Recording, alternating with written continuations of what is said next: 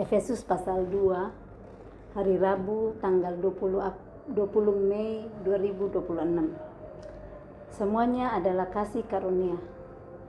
Kamu dahulu sudah mati karena pelanggaran-pelanggaran dan dosa-dosamu. Kita lihat dari judul perikop dari pembacaan kitab Efesus pasal 2 ini, perikop pertama, semuanya adalah kasih karunia. Bukan cuma 1, 2, 3, 4, 10, tetapi semuanya adalah kasih karunia. Nah, Paulus menuliskan pertama kali di sini bahwa kamu dahulu sudah mati. Dahulu sudah mati ya enggak pingsan tetapi mati. Kalau mati ya biar mau diapain pun udah mati. Nah, kita lihat seperti itu ya, dan dikatakan kenapa sampai dahulu mereka sudah mati, karena pelanggaran-pelanggaran dan dosa-dosamu. Jadi akibat dari dosa, akibat dari pelanggaran itu adalah kematian. Kalau kita bisa tahu di sini ternyata pelanggaran dan dosa itu membawa kepada kematian. Artinya sebaliknya, kalau kita enggak melanggar, kalau kita enggak berdosa, itu adalah kehidupan. Nah, kita tahu di kitab Perjanjian Lama kan Tuhan mengatakan, aku menghadapkan kepadamu hidup atau mati. Pilihlah hidup, maka engkau akan hidup, engkau beserta dengan anak cucumu.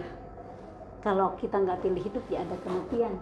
Atau kalau kita nggak pilih berkat, karena ada hidup dan kematian, berkat atau kutuk. Nah, kalau di sini Paulus katakan dahulu sudah mati karena pelanggaran-pelanggaran dan dosa. Untuk kita firman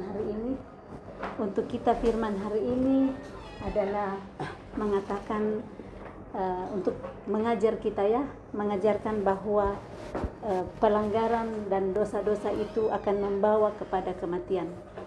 Kembali kita ingat 2 Timotius 3 ayat 16 bahwa segala tulisan yang diilhamkan Allah itu bermanfaat untuk mengajar, menyatakan kesalahan, memperbaiki kelakuan, dan mendidik orang untuk hidup dalam kebenaran.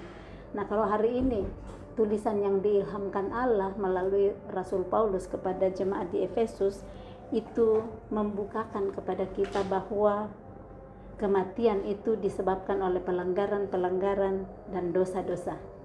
Supaya kita sadar hari ini bahwa kalau sebelumnya saya hidup dalam dosa, saya harus bertobat.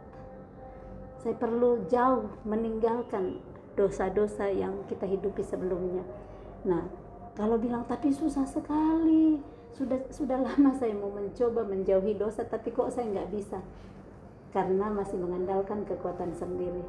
Saat kita mati untuk dosa, karena anugerah daripada Tuhan, kita menyerahkan Tuhan, saya nggak sanggup untuk jauh dari dosa ini, tetapi saya percaya Engkau menyanggupkan saya. Nah, di saat itulah kita bisa untuk menghindari dosa. Kita ingat kisah Yusuf, bagaimana dia bisa jauh dari istri Potifar, semua karena dia ngandalin Tuhan.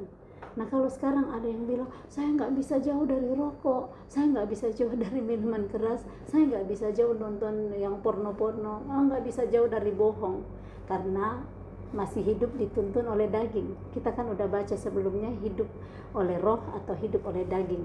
Semua kita sudah baca sebelumnya di Galatia 5. Nah, sudah dihitung satu persatu ya. Kalau ingat, perbuatan daging 15 dan perbuatan roh, buah roh ada 9. Nah, di sini mari kita belajar tentang pelanggaran-pelanggaran dan dosa-dosa yang bisa membuat kematian di dalam hidup kita. Kematian bukan hanya kematian fisik yang kita lihat, tetapi kematian rohani. Kita masih bisa hidup, masih sehat sekali kelihatan, masih ngakak-ngakak, masih pesta-pesta semua, tetapi sebenarnya kita udah mati atau kita sudah sangat kritis ya, udah dipasangin oksigen. Nah, seperti ini yang Paulus mau jelaskan, bahwa kamu dahulu sudah mati karena pelanggaran-pelanggaran dan dosa-dosamu. Nah, pertanyaannya untuk saya, Tuhan, hari ini apakah aku sudah hidup atau mati seperti yang Paulus katakan di sini? Pelajaran di sini kita sudah ambil semua pelajaran di Galatia 5. Bagian-bagian mana di dalam hidup kita? Apakah saya masih di sini ada percabulan, kecemaran, hawa nafsu, penyembahan berhala, sihir, perseteruan, perselisihan, iri hati, amarah, kepentingan diri sendiri, percideraan, roh pemecah, kedengkian, kemabukan, pesta pora dan sebagainya. Ada banyak di sana. Ataukah saya sudah menghasilkan buah roh? Buah roh itu tercakup dalam 9 hal, yaitu kasih, sukacita, damai sejahtera, kesabaran, kemurahan, kebaikan, kesetiaan, kelemah lembutan, penguasaan diri. Kita sendiri yang bisa mulai melihat kalau sebelumnya kita orangnya cepat sekali marah, dikit-dikit marah, dikit-dikit meledak. Tapi saat kita mulai kosong, kita mulai berserah kepada Tuhan, tuntun aku Roh Kudus. Saat aku sudah menerima Yesus sebagai Tuhan dan Juru Selamatku, Roh Kudus otomatis ya menjadi rekan kerja kita yang akan terus nuntun kita. Ini nih kamu lagi gak sabaran, ini kamu gak murah hati, kamu gak bisa menguasai diri, kamu gak lemah lembut. Kalau kita mau rendah hati, mau dituntun oleh Roh Kudus, dia sanggup menolong kita. Nggak ada yang kita nggak bisa kerjakan kalau kita mau kosong di hadapan Tuhan. Karena Yesus yang terlebih besar ada di dalam kita, dia akan menyanggupkan kita melakukan seperti yang dia lakukan. Dia pakai hidup kita melalui Roh Kudus. Sehingga yang tidak mungkin kita lihat, nggak mungkin saya penakut, saya cepat panikan, yang semua-semua itu akan kita tidak ada lagi dilihat dalam hidup kita, sehingga orang akan melihat kita, orang baru nih, manusia baru. Itu yang namanya Roh Kudus mentransformasi hidup kita. Tidak ada yang tidak mungkin bagi Tuhan. Yang dulunya kita sanggup Tuhan ubahkan saat kita mau rendah hati dan benar-benar mau taat dan turut dalam perintah Tuhan. Yehezkiel 36 ayat 27 kan berkata, rohku akan kuberikan diam di dalam batinmu. Nah saat rohnya diberikan diam dalam batin kita, lanjutnya mengatakan, dan aku akan membuat engkau hidup menurut segala ketetapanku. Tuhan yang akan membuat kita hidup menurut segala ketetapannya dan tetap berpegang kepada peraturan-peraturannya dan melakukannya saat kita mau. Perlu ada the power of mau dari kita. Tuhan gak paksa-paksa kita. Tuhan memberikan jalan-jalannya, Tuhan bermurah hati memberikan kehendaknya, tetapi yang menentukan adalah kita. Apakah aku mau atau tidak? Itu Tuhan kasih free will kepada manusia. Makanya the power of mau, the power of rela, the power of rendah hati, the power of taat, dan the power of percaya. Saat kita menghidupi itu, kita akan memilih untuk hidup daripada mati, karena kita mulai menghidupi jauh dari dosa dan dari pelanggaran-pelanggaran, dan itu perlu kita kerjakan hari demi hari. Setiap hari kita bekerja, kita tahu kuasa kebangkitan ada di dalam diri kita. Nah ayat 2, kamu hidup di dalamnya karena kamu mengikuti jalan dunia ini. Hidup di dalam apa maksudnya? Hidup di dalam dosa dan hidup di dalam pelanggaran. Saat kita mengikuti jalan dunia ini, yang kita hidupi hanyalah dosa dan pelanggaran. Tetapi saat kita mau hidup mengikuti jalan-jalan Tuhan, itu banyak sakit di daging ya. Sakit di daging, makanya dikatakan sangkal diri, pikul salib setiap hari. Yesus sendiri yang mengatakan, barang siapa mau mengikut aku, ia harus menyangkal dirinya, memikul salibnya setiap hari dan mengikut aku. Jangan bilang, iya minggu lalu kan saya sudah sangkal diri sama suamiku. Iya, 3 hari lalu saya udah nyangkal diri sama mertuaku. Hari ini gak apa-apa kan, hari ini ya bolehlah dikit-dikit. Gak ada kompromi-kompromi seperti itu. Kalau kita belajar untuk teguh berdiri di atas kebenaran, kebenaran akan memerdekakan kita. Kita gak boleh main kompromi-kompromian di dalam. Nah yang berikutnya, karena kamu mentaati penguasa kerajaan angkasa, yaitu roh yang sekarang sedang bekerja di antara orang-orang durhaka. Kita akan baca nanti di Efesus 6. Di Efesus 6 itu dijelaskan bagaimana ada penguasa-penguasa di udara, roh-roh jahat di udara, pemerintah-pemerintah. Nah, di situ Paulus akan menjelaskan bagaimana perlawanan kita tidak melawan roh dan daging, tetapi yang ini penguasa-penguasa di udara, roh-roh jahat di udara. Nah kadang kita lihat suami kita yang menyebalkan ya, atau istri kita ini cerewetnya minta ampun, itu kita biasanya jadi benci kepada orangnya. Padahal itu jangan marah kepada darah dan daging di depan, tetapi roh-roh yang menguasai di dalam, roh yang ada di balik itu. Tujuan roh itu kan cuma untuk mencuri, membunuh, membinasakan. Yohanes 10 ayat 10. Nah kalau kita nggak sadar di sana, kita nggak tahu firman, kita akan tertipu. Jadinya kita membenci pasangan kita, membenci mertua kita, membenci saudara kita, membenci anak-anak kita, membenci orang tua kita. Karena tujuan iblis cuman itu, supaya kita terpecah belah, supaya hancur rumah tangga, supaya nggak ada persatuan. Nah inilah yang penguasa-penguasa di udara. Tapi saat kita tahu bahwa perlawananku bukan melawan darah dan daging, kita akan berbelas kasihan melihat pasangan kita yang lagi sakit mata, pergi lihat laki-laki lain atau perempuan lain. Atau kita bisa memberi compassion kepada mertua kita yang cerewetnya minta ampun, atau mau ngurusin bagian rumah tangga kita. Yang hal-hal seperti itu kita punya belas kasihan saja nantinya kalau kita tahu kebenaran firman. Kembali ya, Yohanes 8 ayat 32, jika kamu mengetahui kebenaran, kamu akan merdeka. Dan ayat 36-nya, jika anak itu memerdekakan kamu benar-benar merdeka. Jadi mari tiap hari kita menyerahkan hidup kita dituntun oleh Roh Kudus, maka kita akan dimerdekakan oleh anak, yaitu Yesus. Berikutnya ayat 3, sebenarnya dahulu kami semua juga terhitung di antara mereka ketika kami hidup di dalam hawa nafsu daging dan menuruti kehendak daging dan pikiran kami yang jahat. Pada dasarnya kami adalah orang-orang yang harus dimurkai sama seperti mereka yang lain. Paulus ngaku dia pernah ada di sana. Paulus ngaku dia terhitung juga dahulu, yaitu dahulunya Paulus, masa lalunya Paulus. Nah, kita juga pernah ada di masa lalu yang melakukan kesalahan, kecerobohan. Kalau hari ini kita udah bertobat, udah balik, udah minta ampun kepada Tuhan, maka jangan terintimidasi lagi. Kalau ada mau dikatakan, kamu dulu itu, kamu suka berzina dulu, kamu suka bercabul. Oke, saya pernah lakukan dulu, betul. Tapi saya sudah bertobat. Saya nggak hidup lagi di sana. Jangan mau terintimidasi lagi oleh tipuan-tipuan. Yang penting kita benar-benar udah tidak hidup lagi di sana. Tidak akan ada, biar intimidasi mau datang. Oke, kita ngaku, benar. Dulu saya begitu. Tetapi hari ini saya sudah nggak kenal lagi itu. Saya sudah mati. Itu Roma 6 kan Paulus berkata, aku mati bagi dosa. Artinya kesalahanku dulu, dosa-dosaku yang dulu lagi, aku sudah mati. Mau dikelitik datang pun untuk datang berzina, udah nggak tergoda karena udah mati bagi dosa. Itu yang harus kita lakukan dari hari ke hari. Matilah bagi dosa yang mungkin dulu menyenangkan sekali. Contoh kan suka makanan ya. Kalau kita belum mati, makanan dihidangkan di meja, tergiur lah kita ya. Tapi kalau kita sudah mati untuk itu, biar ditaruh ribuan makanan enak. Seperti saya suka cendol, es cendol, apalagi es cendol tape, es cendol dengan durian, apalagi yang gitu-gitu, es pisang hijau, es pisang pisang epe di Makassar banyak yang gitu-gitu.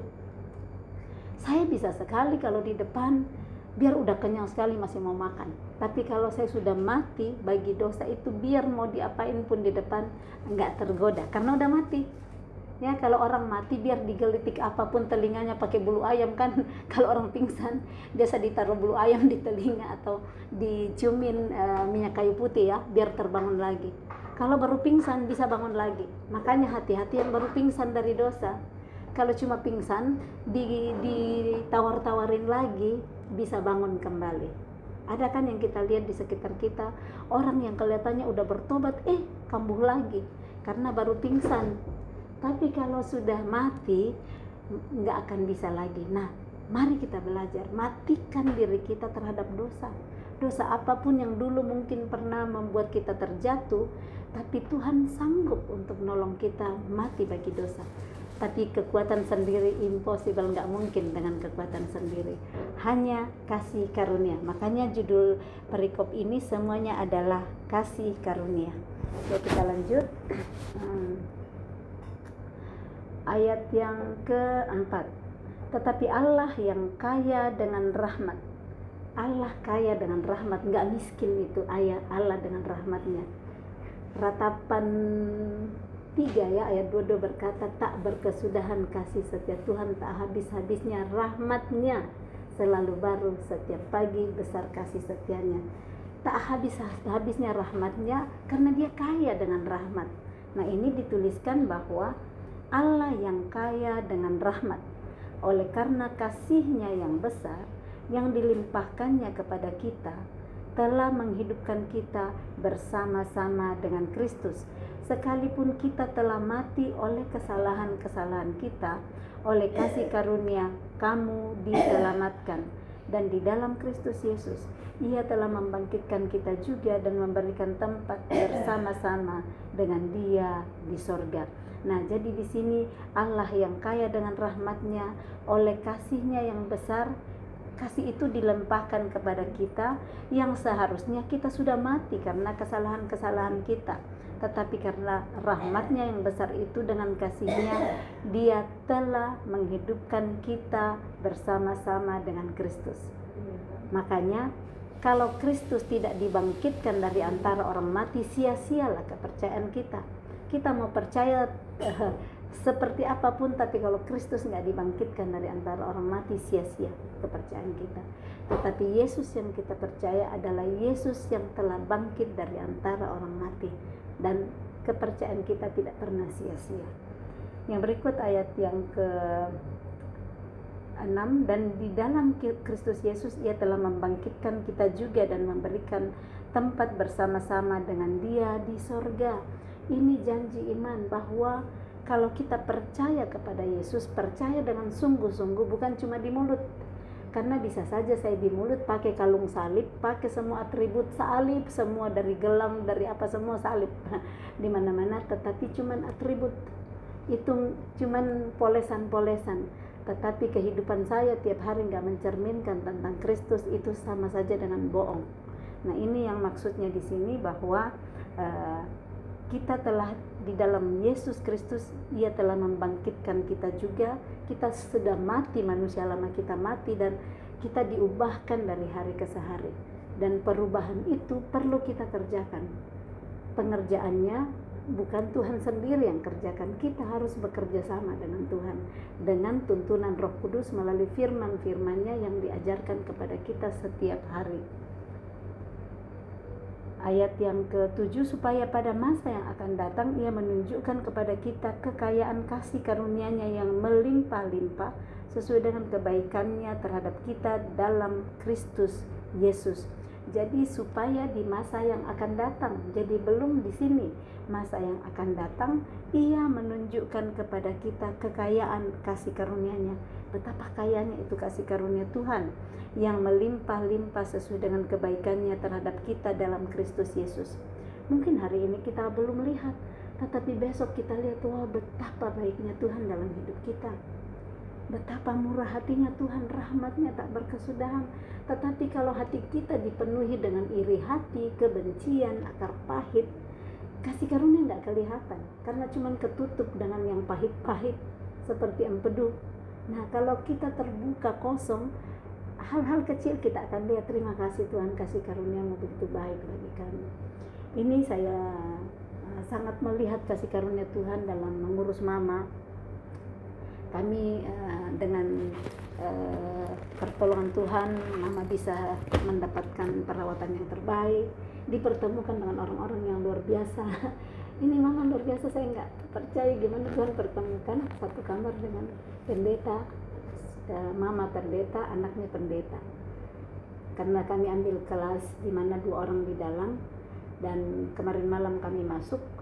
Tadi pagi oma yang lagi sakit, ya saya nggak tahu kalau mereka ternyata Kristen juga, dia bilang, oh saya dikasih Tuhan untuk mendoakan oma tadi pagi. Saya, oh terima kasih.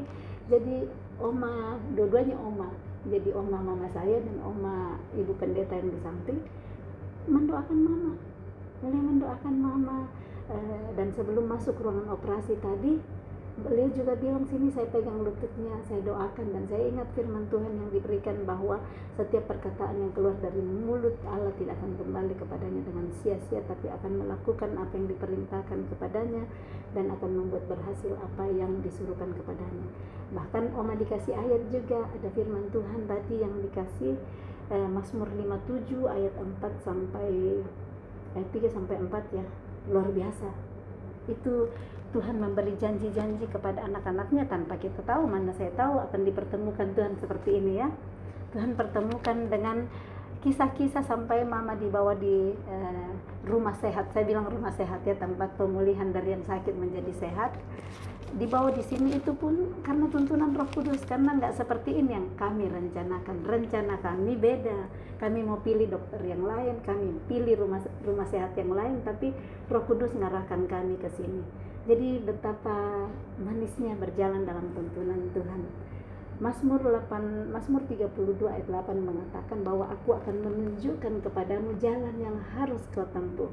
Mataku tertuju padamu. Nah, kalau kita terus mengikuti jalan mana yang Dia mau kita tempuh, akan tiba di jalan yang indah seperti yang Dia mau.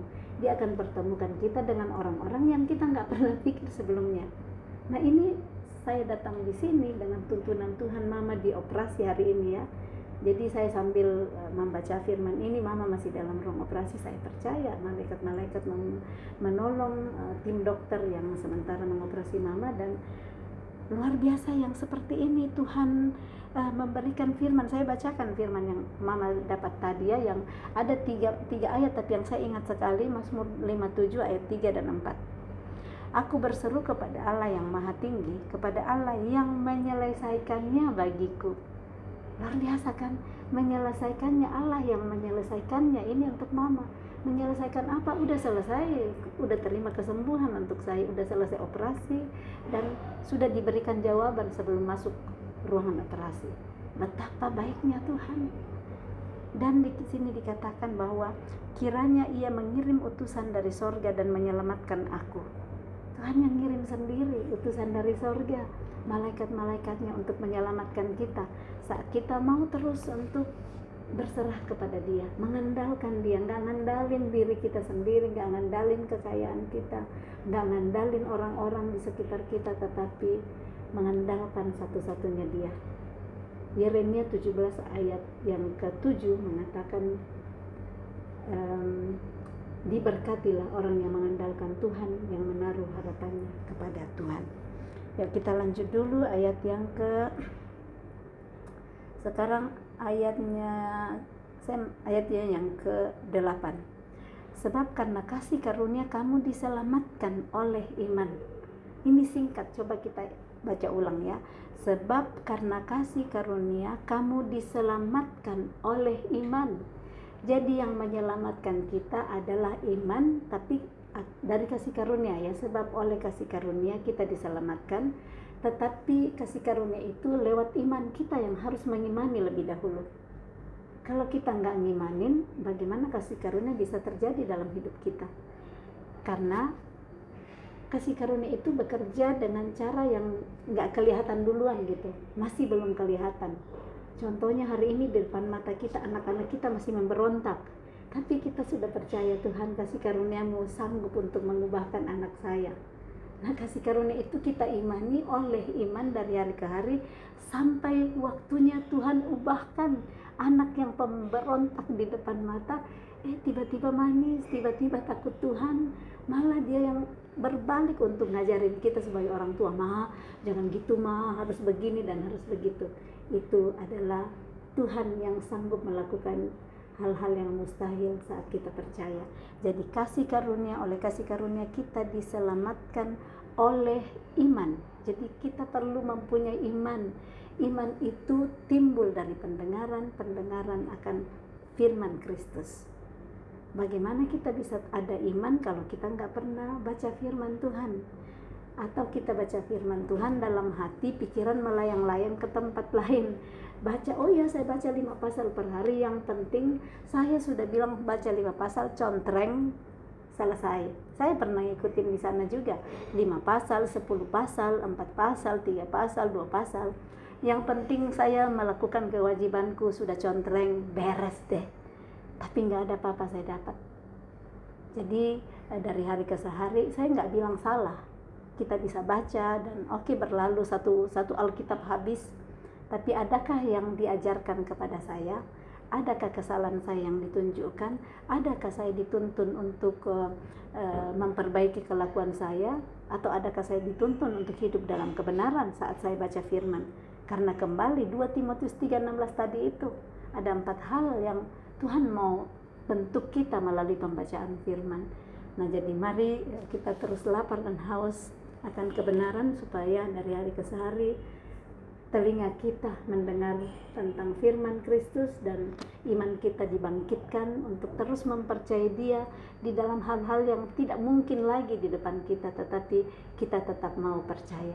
Orang mau bilang apapun di sekitar kita, tapi saat kita beriman, kita bilang aku percaya firman Tuhan berkata demikian dan aku mau pegang apa kata firman Tuhan. Kalau kita ingat kisah Bartimeus, ya, si buta yang duduk di pinggir jalan saat Yesus lewat. Nah, dia udah dengar cerita tentang Tuhan Yesus. Nah, waktu dia dengar orang ribut-ribut, dia bilang siapa? Terus orang bilang Yesus orang Nazaret yang lewat. Dia mulai teriak-teriak, Yesus orang Nazaret, kasihanilah aku. Tapi malah dimarahin sama orang-orang, bahkan murid Yesus marahin dia. Tutup mulutmu si buta, kurang lebih begitu. Tapi dia nggak peduli, dia malah semakin kencang teriak-teriak sampai Yesus stop dan Yesus bilang panggil dia datang. Nah, apakah kita mau menyerah karena orang di sekitar kita bilang sok rohani, baca Alkitab tiap hari, ya nah, begini disindir-sindir? Apa kita menyerah atau seperti Bartimeus nggak nyerah, sekalipun disuruh tutup mulut dia malah makin kencang lakukan. Apakah kita mau makin kencang lakukan setiap hari baca firman bareng-bareng, atau kita mau bilang stop, nggak enak, orang-orang bilang saya. Nah, justru kita yang harus semakin semangat untuk dituntun Roh Kudus supaya ada perubahan, supaya orang-orang lihat iya benar ya, sebelum dia baca Alkitab itu cerewetnya minta ampun, bangunin anak-anaknya jam 4 subuh tapi setelah baca Alkitab, wow, manis sekali, izinin anak-anak jam 6 baru bangun. Luar biasa kan? Perubahan seperti ini yang akan membuat orang tertutup mulutnya. Jadi gak usah berdebat saat orang kritik kita, tetapi pembuktian lewat apa yang mereka lihat berubah dalam hidup kita, itu yang akan membungkam mulut orang-orang. Ya, yang berikut, sebab karena kasih karunia kamu diselamatkan oleh iman, itu bukan hasil usahamu, tetapi pemberian Allah. Bukan usaha kita, itu adalah gratis. Kasih karunia itu gratis, pemberian Allah. Sekaya-kayanya pun kita nggak bisa bayar itu kasih karunia yang Tuhan berikan. Jadi mari kita tahu diri untuk berterima kasih dan bersyukur kepada Tuhan untuk kasih karunia yang telah Dia berikan kepada kita. Ayat 9, itu bukan hasil pekerjaanmu, jangan ada orang yang memegahkan diri. Jadi bukan karena usaha kita, bukan karena hasil pekerjaan kita. Kadang kan ada yang sombong sekali, kan aku yang kerja, kan aku yang capek bikin ini dan itu, kan aku yang menghasilkan uang, aku ini dan aku itu, sehingga memegahkan diri. Tetapi firman Tuhan di sini berkata, itu bukan usahamu, bukan hasil pekerjaanmu. Jangan ada yang memegahkan diri. Jadi yang masih sombong-sombong, masih memegahkan diri, stop hari ini, sadar, dan segala jauhi pelanggaran, karena itu termasuk pelanggaran dan dosa-dosa, supaya kita hidup kembali. Karena sebelumnya kalau kita ingat pembacaan ayat 1 tadi, karena pelanggaran dosa membuat kita mati. Ayat yang ke-10, karena kita ini buatan Allah, diciptakan dalam Kristus Yesus untuk melakukan pekerjaan baik yang dipersiapkan Allah sebelumnya. Ia mau supaya kita hidup di dalamnya. Ini ayat sangat sering kita dengar, kita pakai. Bahkan kami di kelas pemuridan, kami hafal firman ini untuk menyadari bahwa ada tujuan dalam hidup saya. Saya sadar bahwa saya diciptakan oleh Tuhan dalam Kristus Yesus. Saya buatan Allah. Ada tujuan Tuhan menciptakan saya, yaitu apa?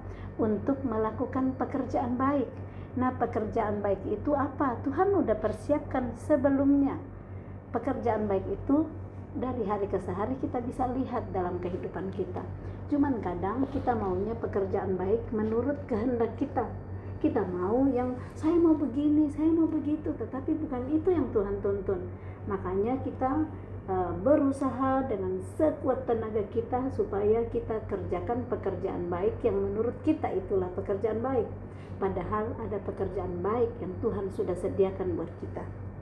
Saya ingat dulu saya mau sekali jadi dokter. Saya berusaha sampai 4 kali ikut tes, tidak pernah lulus. Tidak lulus 4 kali. Nanti setelah 30 tahun ke depan baru saya sadar, ya Tuhan mau memberikan saya pekerjaan baik yang lain, tetapi kenapa saya berkeras kepala mau terus bikin yang saya mau? Dan ternyata saat bukan dari Tuhan, dihalangi jalan saya. Tidak pernah saya lulus sampai 4 kali tes kedokteran. Nah, karena Tuhan sudah persiapkan pekerjaan baik yang lain. Sekarang saya bekerja dengan anak-anak. Saya senang sekali saat saya bersama-sama dengan anak-anak. Tuhan mengajar, kamu kan penakut, kalau lihat jarum suntik pun kamu takut, apalagi mau belah-belah itu mau dietar atau apa. Tuhan tahu mana yang terbaik bagi kita. Cuman kadang kita paksakan karena kita pikir seperti itu, supaya pikiran kita nggak terus dituntun oleh cara-cara duniawi dan cara lama kita. Mari kita terapi pikiran kita dengan pikiran Kristus. Kami melatih diri kami setiap hari, terapi bersama-sama para ibu-ibu yang mau memberikan waktunya. Kami terapi pikiran dengan 1 Korintus 2 ayat 16b. Saya memiliki pikiran Kristus, saya memiliki pikiran Kristus, saya memiliki pikiran Kristus. Dan 2 Korintus 10 ayat 5b. Aku tawan segala pikiranku dan taklukkan kepada Kristus. Kita pakai itu dan percaya firman Allah itu sangat manjur untuk menolong kita. Dan kami sudah saksikan, kami sudah hidupi yang dulunya istri-istri yang cerewet, suka lawan-lawan suami dan penakut banyak hal. Melalui firman ini Tuhan tolong kami mulai rendah hati. Suami mau melakukan hal-hal yang tidak disuka, sudah mulai merendahkan hati dan terus mempercayai Tuhan bekerja dalam kehidupan kami.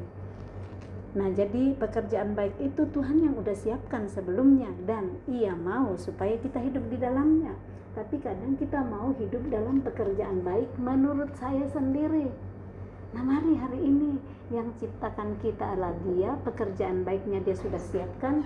Nah, Dia sendiri yang akan menuntun kita untuk terus hidup dari hari ke hari di dalam pekerjaan baik itu. Nah, yang berikutnya dipersatukan di dalam Kristus. Ayat yang ke-11. Karena itu ingatlah bahwa dahulu kamu sebagai orang-orang bukan Yahudi menurut daging, yang disebut orang-orang tak bersunat oleh mereka yang menamakan dirinya sunat, yaitu sunat lahiriah yang dikerjakan oleh tangan manusia. Jadi dia ingatkan di sini bahwa ingatlah. Kalau dikatakan ingatlah, supaya apa? Supaya kita nggak lupa. Ini manusia banyak sekali sering lupa-lupa ya. Oh, lupa pegang kunci di tangan, cari ke sana kemari, ternyata ada di tangan kan. Siapa itu? Saya. Saya cari ke sana kemari, di mana handphone saya? Ada di tangan saya.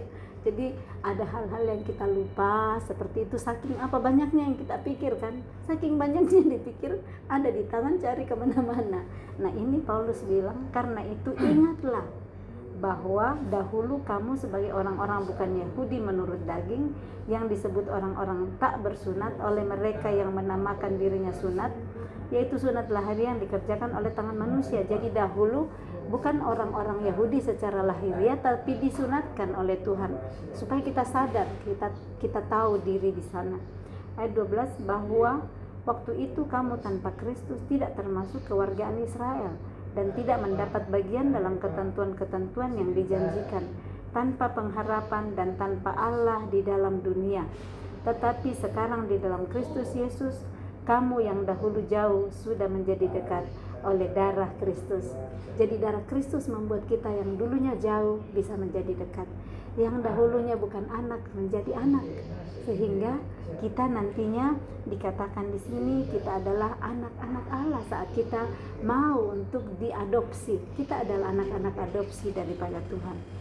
Ayat 14, karena Dialah damai sejahtera kita, yang telah mempersatukan kedua pihak dan yang telah merubuhkan tembok pemisah, yaitu perseteruan.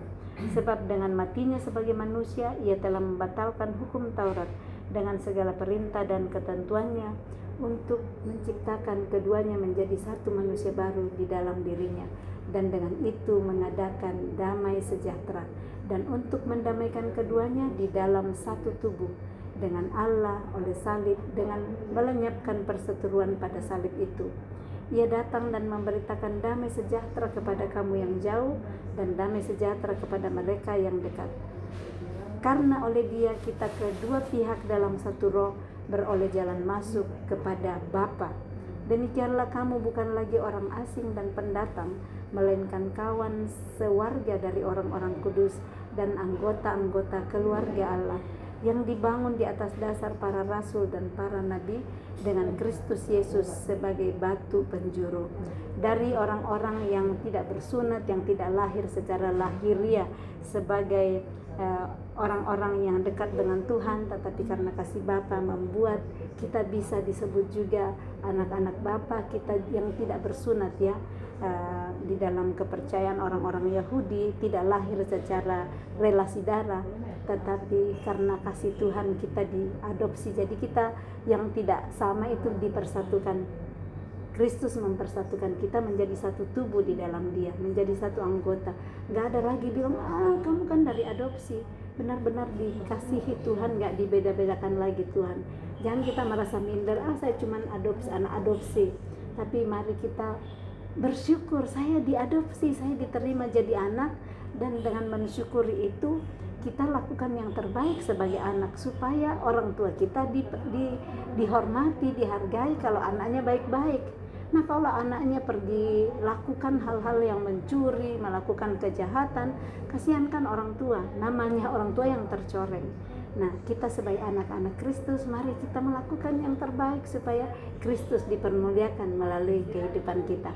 Seperti kata Paulus ya, mereka memuliakan Allah karena aku. Mari kita mengusahakan supaya Kristus dipermuliakan melalui kehidupan kita. Karena Dia sudah memberikan segala kunci-kuncinya, tetapi apakah kita mau untuk bekerja sama dengan Dia? Yang berikut, ayat 19. Demikianlah kamu bukan lagi orang asing dan pendatang, melainkan kawan sewarga dari orang-orang kudus dan anggota-anggota keluarga Allah, yang dibangun di atas dasar para rasul dan para nabi, dengan Kristus Yesus sebagai batu penjuru. Kristus Yesus yang menjadi batu penjurunya yang terutama di sana. Dan ada dasar yang dibangun oleh para rasul dan para nabi, karena mereka yang langsung mendengar dan melihat Yesus sebelumnya. Dan ada nabi-nabi yang diilhamkan oleh Tuhan. Ayat 21, di dalam Dia tumbuh seluruh bangunan, rapi tersusun menjadi bait Allah yang kudus di dalam Tuhan. Di dalam Dia kamu juga turut dibangunkan menjadi tempat kediaman Allah di dalam Roh. Nah, mari kita aminkan ini, bahwa di dalam Kristus kita juga turut dibangunkan menjadi tempat kediaman Allah di dalam Roh. Maksudnya adalah apa? Kita adalah bait Roh Kudus. Roh Kudus diam di dalam kita. Nah, kalau Roh Kudus diam di dalam kita, mau nggak kita bekerja sama bersama dengan Roh Kudus, atau kita taruh Roh Kudus di pojok-pojok hidup kita, di pojok-pojokan hati kita? Kita sibuk ngurus diri kita sendiri, kita sibuk lakukan yang kita mau, Roh Kudus kita abaikan. Atau setiap kali kita ngajak Roh Kudus, mau kemana nih, yuk kita jalan bareng, yuk Roh Kudus mau bikin apa sama saya, Roh Kudus mau tuntun apa saya. Nah, saat kita seperti itu, kita akan terus dibangunkan menjadi tempat kediamannya yang menyenangkan hatinya. Coba deh kalau kita pergi tinggal di satu rumah dengan orang, suami istri aja lah ya, suami sibuk terus di kamar sendirian, istri ditaruh aja di tempat lain, gak pernah dibicarain, gak pernah diajak-ajak ngobrol. Pasti istrinya bete ya, istrinya lama-lama bilang, aku minta cerai aja deh, aku minta cerai aja deh, suamiku sibuk ngurus diri sendiri, saya gak pernah diajak ngobrol. Kurang lebih Roh Kudus seperti itu, Roh Kudus di dalam kita tapi gak dihiraukan. Kita sibuk dengan hal yang lain, kita sibuk dengan hobi-hobi kita, Roh Kudus diabaikan. Nah, mari kita nggak cuma merasa kitanya yang diabaikan, tetapi coba pikir bagaimana Roh Kudus merasa diabaikan dalam hidup kita kalau kita nggak pernah mengajak Dia berkomunikasi setiap hari. Nah, demikian pembacaan Efesus pasal 2 hari ini. Kiranya Roh Kudus yang diam di dalam kita, karena kita adalah baitnya, terus merasa nyaman dan enak tinggal di dalam kita, bukannya mau lari dan mau cerai dari kita. supaya kita terus menghidupi kebenarannya, kita ngajak dia ngobrol, kita komunikasi dengan dia, maka dari hari ke hari Roh Kudus akan semakin nyaman dan mau terus untuk menyatu dengan kita, menuntun kita untuk kehidupan yang dari hari ke hari menyenangkan dia. Salam kasih, Tuhan Yesus memberkati. Shalom.